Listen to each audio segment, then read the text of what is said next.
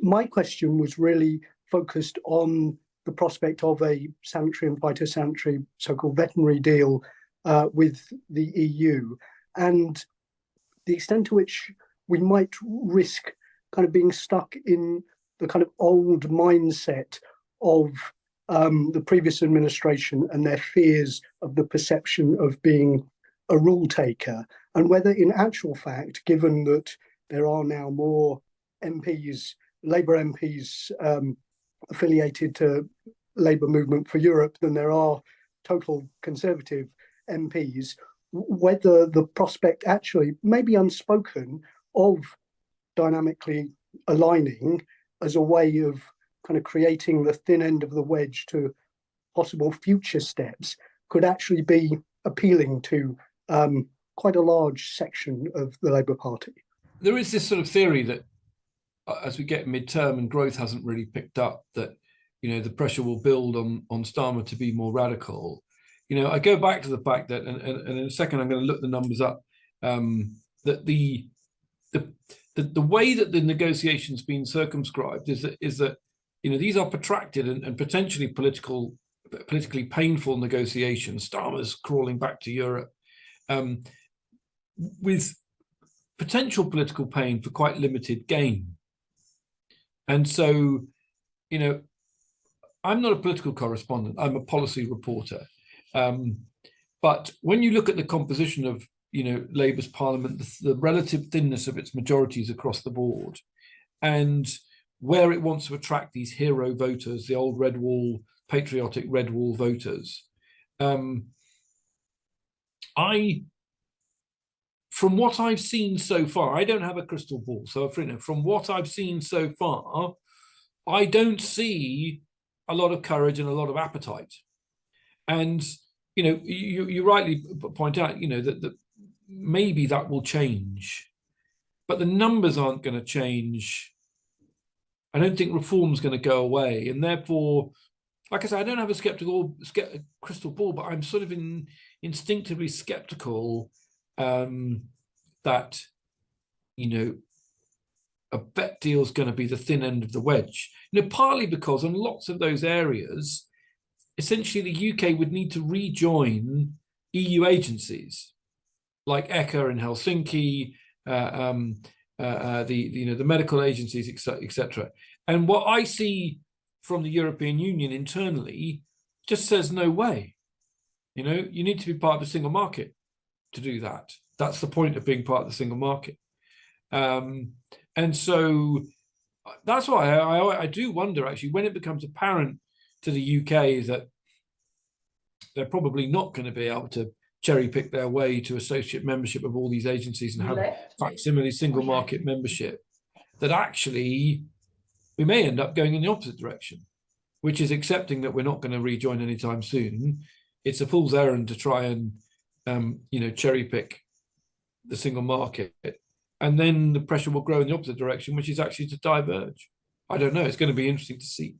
My question really was based around the concept of stepping stones, slowly getting closer to a position where rejoin was feasible, because it's not feasible at the moment on either side, obviously. And so my question really was, does closer alignment in various ways have what you might call an intangible value as a stepping stone towards rejoining the single market, the customs union, and perhaps ultimately the EU? And I suppose related to that, you said that you didn't see any evidence of Labour voters being enthusiastic about the Europe issue at the moment. But isn't it true that members of the Labour Party overall are very pro-EU and potentially pro-rejoin? Just on that last point, I was at Labour conference for 4 days, and there were fringe events for the European movement and the UK and Changing Europe, etc. But you really would struggle to say that, the Europe issue was preoccupying conference. None of the cabinet ministers barely mentioned it.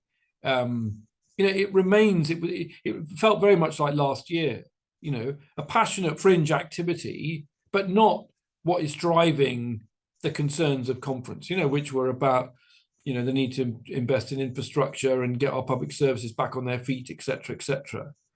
And so, I mean, I'd be delighted to be proved wrong, but it's just not where, you know, just not where I, you know, it felt like to me. The thing about stepping stones, so it's an interesting point, isn't it? You know, that I think one of the things that's always been underestimated is that, you know, there is a kind of ratchet, a ratchet that pulls you away and a ratchet that sucks you closer.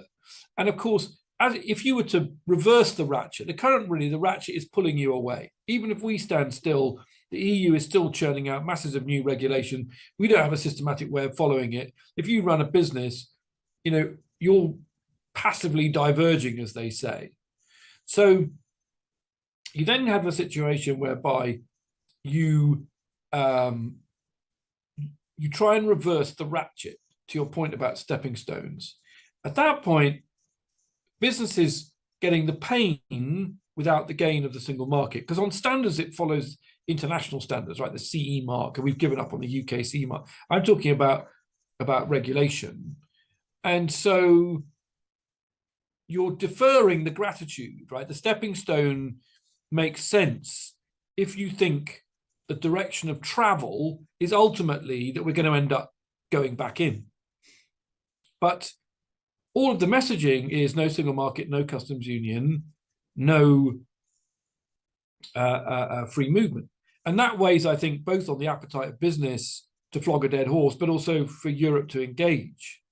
And so I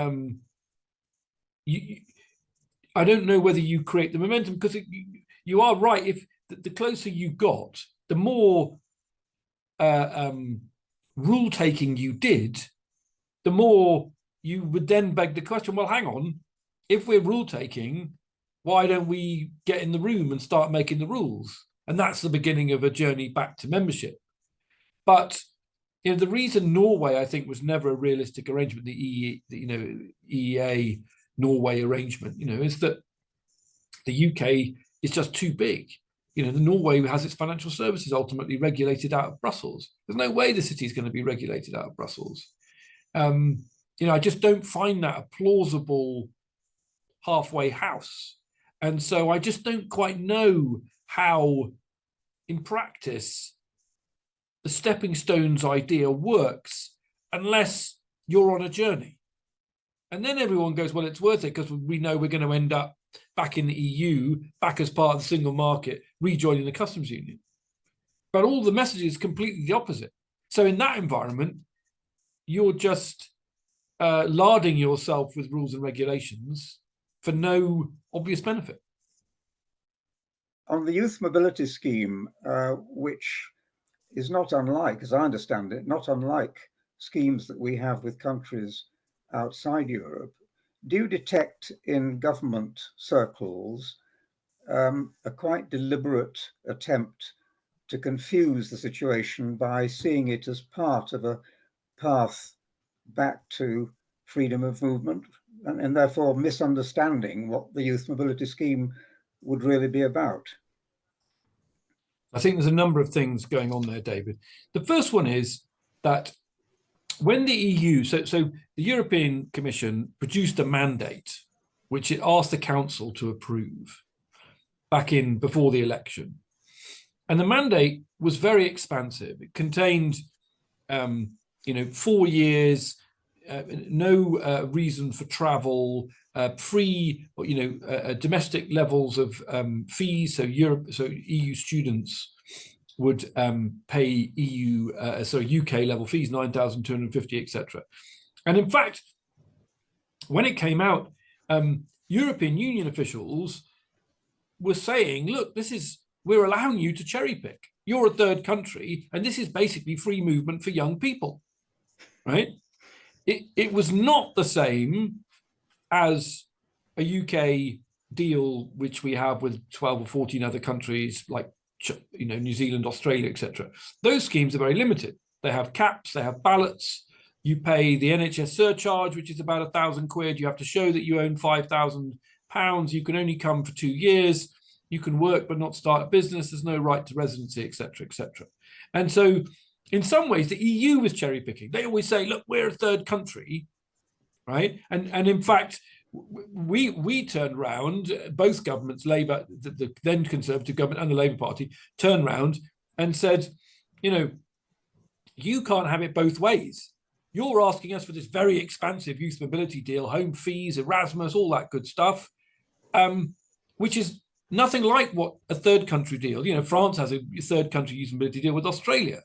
And so I think the UK probably could accept an equivalent to, you know, a restructuring of the EU offer so it looks something much closer to what we have with Australia. Now, you know, I think the Guardian had some numbers. There were 23,000 people who came last year on these youth mobility schemes with the 14 countries. There are 27 countries in the EU. If 23,000, even if we got a limited type deal that we have with Australia, you know, what do we think would come from Europe? Well, it might be 3 times 60,000, 100,000. And that is a problem. Politically, that is a problem. And I think, you know, the second part of that is that, you know, the Home Secretary, Yvette Cooper, is just philosophically, aside from being, oh, we're scared to talk about free movement, we don't want to upset reform voters, want to, you know, I read, well, actually philosophically quite opposed to the idea of a youth mobility scheme. So if you listen to what she said on the radio, she said, we want Skills England, which is this new body that looks at skills in the round, the Migration Advisory Committee, which advises the government on migration, and the industrial strategy, all working together. And insofar as we do have migrant labour coming in, it's only where our bodies have told us that that's where we need to recruit it. A free-for-all of young people piling into the UK is the last thing that we want. And so the dispute within government about the youth mobility scheme, I think it's a mistake to see it as cosmetic. It isn't entirely cosmetic. And so I think the UK, when it talks about we can find landing zones, which some ministers do, not Yvette Cooper, but others. I mean, you know, it's worth noting, after Yvette Cooper went on the radio and said all that stuff about the 3 bodies and what she wanted, Starmer backed her the day after. And in between times, the Pedro Serrano, the EU ambassador, said, look, this is just like a gap year. Why are we making such a big deal of it? Right? Tried to diffuse it. Starmer backed Cooper. Now, I think, and we don't know because we haven't seen any negotiating documents or mandates, but I think actually the reason the UK went for the touring musicians thing is it wants to kind of satisfy the EU's demand for greater mobility with a load of kind of very limited itty bitty things that, you know, school parties and touring musicians and, you know, exchange programs for, you know, ballet dancers and jugglers and, you know, which is a different thing. And so, you know, we will see the extent to which, you know, youth mobility becomes a sticking point in negotiation. I mean, the EU are very clear there will have to be something on mobility. And actually people like the Germans and stuff want more. They want, you know, apprenticeship exchanges and, you know, you know, and that's why I go back to, you know, not my pessimism, just, you know, I'm a reporter, right?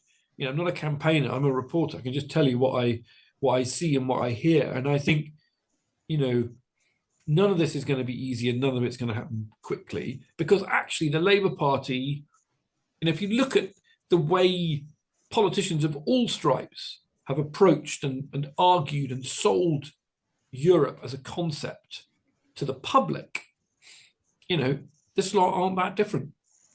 They're not. Point of fact, they're not. They, you know, yeah, they're not. Okay, Richard's question is, you've given us a pessimistic view. Within Starmer's red lines, what steps can the government take to improve the economy? So this goes back to actually, you know, when Labour got elected, you know, we were all thinking about, you know, well, one thing we were going to get was joined up policy making. And I think, you know, we are going to get that. I realise the government's in a mess at the moment, Downing Street's in a chaos and they're being a bit slow and stuff. But we won't get this kind of policy making driven by internecine rivalries, which is essentially what we saw with the Tory party. delivering Brexit just caused them to pinball between Theresa May, Boris Johnson, Liz Truss. The whole thing was a mess. For investors, it was a disaster. So I think, number one, there can be regulatory stability, there can be stability of government, government listens to business, and that creates a stable platform for investors. Labour need to be, make sure that, investors have confidence that they're going to be there for 2 terms. That will also help. But I think then you get to this question whether, if my pessimistic analysis is right and what they're offering vis-a-vis EU engagement is so limited, then you do get into this question. So today I was talking to Peter Kyle, the Science Minister, about the new Regulatory Innovation Office. And to give you a wonderful little example, novel food technologies. I was at Imperial College London. We're really good at that, making lab-grown fats and burgers and all that stuff. One of the things you will hear from companies is frustration that the UK is still following EU rules which forbid pre-consultations on companies looking to get their products regulated. If you deal with the Singapore Food Agency or the US FDA, you get appointed a representative and they basically allow you to talk through what data you're going to need and how you should submit your submission. The FSA, the Food Standards Agency, basically says we can't give you an answer till you formally ask us a question. And those are rules that are designed to avoid regulatory capture. And we inherited them from the EU.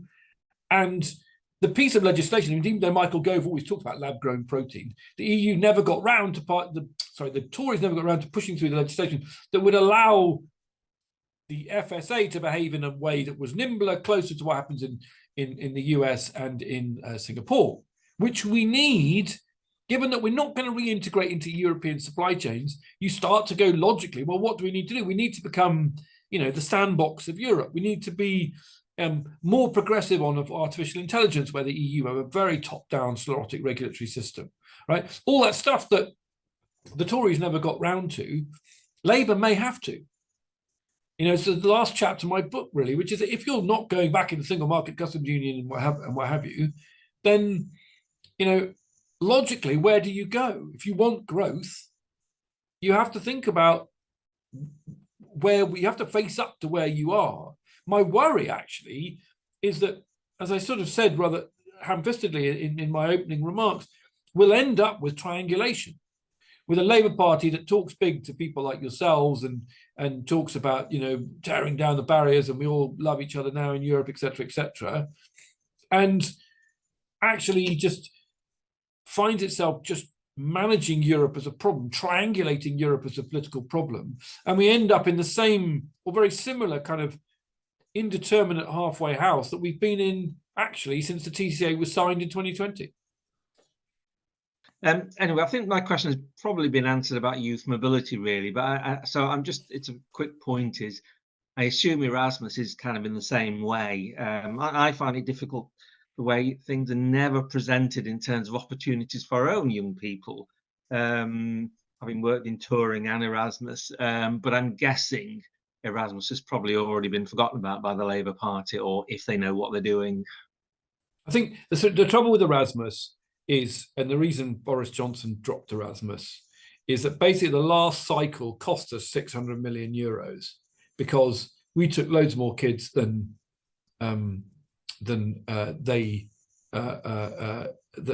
we sent far fewer children or students into Europe than came to us. So we were net, in the cycle, net loss. And so if you look at what the government's spending on free school breakfast clubs for primary schools and the 6,000 teachers, etc., 600 million euros is, a little approaching half what they've offered, the 1.4 billion, I think it is. And you can see how quickly the right wing will have an argument that the government is essentially signing up to a scheme which, spends 600 million euros on European kids at a time when, UK child poverty levels are at a record level. You can see why politically that's difficult. All of that said, when you talk to European diplomats, when you see readouts of their internal discussions, etc., Erasmus comes up all the time. It matters, both as a show of good faith on the UK side, you know, rather than turning this into a EU offensive interest that we might give away in a negotiation if you give us this and give us that. You know, Europe will say, perhaps a little disingenuously, but will say, look, you know, Erasmus is not supposed to be a bargaining chip. It's supposed to be a win-win. It's supposed to be a signal in which you want to re-embrace us in the neighborhood and have, you know, the free exchange of young people's ambitions and hopes and all the rest of it.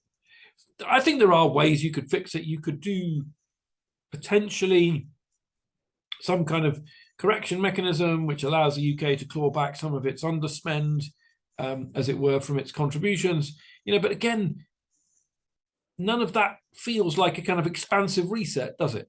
It's another iterative grinding negotiation about budgets and stuff, right? And none of that, you know, I think creates a kind of sense of momentum for the kind of rapprochement that maybe some people thought was possible prior to Labour winning. My question is, if hypothetically speaking, if Labour decided to join the Single Europe and Customs Union, what would be the view of the European countries for this decision to rejoin these markets and unions? Thinking back to where UK being part of the EU had so many options that being opt out, like the single currency and so on. Yeah. Well, okay. So I don't think we get the same deal that we had before. And you know, broadly speaking, Europe regrets Brexit. You know, this is a divorce where we're forced to live in the same neighborhood forever. We're menaced by the same issues and strategic problems. You know, migration from Africa and the South and the Middle East, which is now in flames, Putin menacing us, common need to hit net zero, etc. So they would have us back. They want us back. But I think the way I think of it is that if we did go back, it would only work were it a foregone conclusion. So even if you had a referendum on going back, it would be a formality because it's so clear that it would be 80-20 in favour. You know, we're miles away from that. It's why in my book I set myself the task as it was presented to me rather than, you know, but I think when you talk to European diplomats, etc., it's, you know, we need, for all of this stuff, really, we need to be in a world where Labour and Tories are agreed, where there's a kind of deep consensus in UK opinion. You know, they don't want us back on a 52-48 vote. There needs to be a kind of settled consensus. And I'm not convinced that the experience of being out is likely to get us to that place. That's a personal opinion.